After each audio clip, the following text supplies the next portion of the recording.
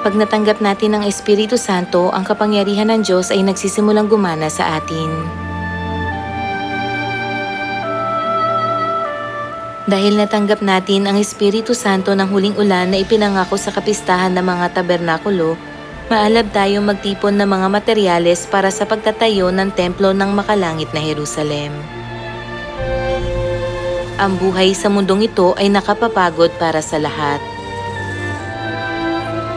Pag ang mga tao ay maraming pag-aari, nag-aalala sila dahil mabigat itong pamahalaan. At pagkakaunti lang ang pag-aari nila, nag-aalala sila na magiging napakahirap nila. Kahit mag-impok sila ng marami dahil sa kasakiman, wala sa mga ito ang talagang mapapasa kanila. Ito ay dahil ang lupaing ito ay hindi ating tahanan, kundi isang makasalanang mundo. Ilang taon man ang gugulin natin sa lupang ito, ang panahon natin dito ay panandalian. Sa sandaling bumalik tayo sa ating makalangit na tahanan, magwawakas ang lahat ng kalungkutan, pagod at paghihirap. Kaya sinasabi ng Diyos na ang ating buhay sa lupa ay gaya ng mga araw ng isang dayuhan, at na ito ay gaya ng isang singaw na sa sandaling panahon ay lumilitaw at pagkatapos ay naglalaho. Ang kaharian ng langit ay maluwalhating kahariang nag-uumapaw sa walang hanggang kaligayahan at kagalakan. Walang makakaagaw na mga biyayang ibinibigay sa inyo ng Diyos. Ito ay sa inyo magpakailanman. Kaya dapat kayong masipag na mag-impok dito ng makalangit na pagpapala. Natanggap nyo na ang pag-ibig ng Diyos na nagpanumbalik sa kaharian ng langit na minsan nyo nang nawala. Ang Diyos ay dumating sa laman at ipinako sa krus para alisin ang inyong kasalanan na karapat-dapat sa kamatayan. Dumating pa siya sa ikalawang pagkakataon para ibalik ang bagong tipan at para pakainin kayo ng bunga ng punong kahoy ng buhay upang kayo ay mabuhay. Gaano kalaki ang biyayang ito? Ang ating pagkamamamayan ay nasa langit. Dahil ang Diyos sa langit ay ang inyong Ama, kayo bilang mga anak niya ay dapat na mamuhay na kasama niya. Sa pamamagitan ng Pasko ng Bagong Tipan, nilagay ng Diyos ang kanyang tatak sa inyo. Sinasabing kayo ay mga anak ko at ginawa kayong isang katawan at isang pamilya sa Kanya.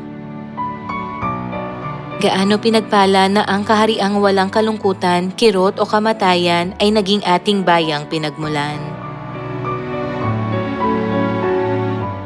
Gaano kasaya na mabubuhay kayo magpakailanman sa langit bilang mga anak ng Diyos.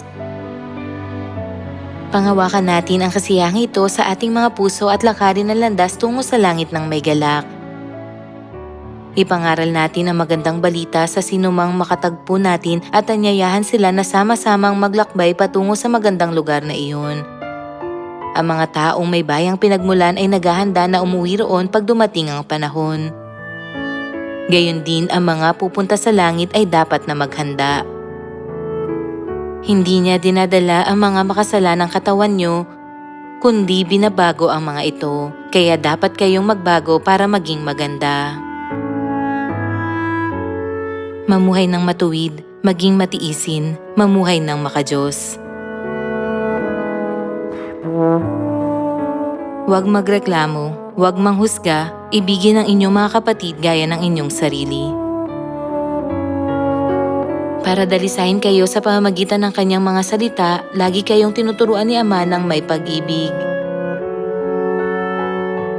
Ang mga anak ng Zion ay dapat na mabuhay sa pagkaing tumatagal para sa buhay na walang hanggan, ang salita ng Diyos.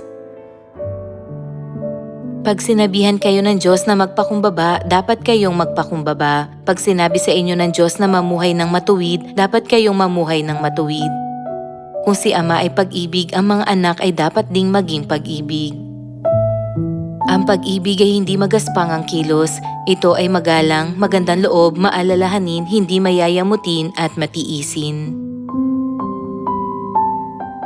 Ang Diyos ng pag-ibig na pumarito sa lupa at nagsakripisyo ng sarili sa krus para iligtas sa mga makasalanan nagtaksil sa Kanya ang nagbigay sa inyo ng aral na ito.